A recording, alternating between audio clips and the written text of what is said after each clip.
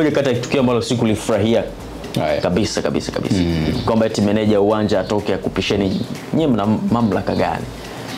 Mimi nafikiri zile clip mitandaoni ni same tu ya zile siasa za soka letu ambazo tumezoea kila siku. Yaani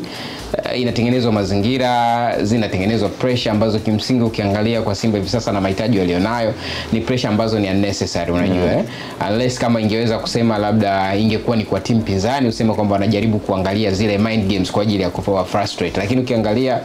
manager uwanja hakuna namna yoyote ambayo unaweza kusema kwamba anaweza akaenda kuinfluence matokeo ya mchezo, unajua kwa mazingira hayo. Kwa hiyo nadhani tu ni swala la uelewa, na inaonyesha kwamba kuna baadhi ya watu, mashabiki, wadau na watu wengine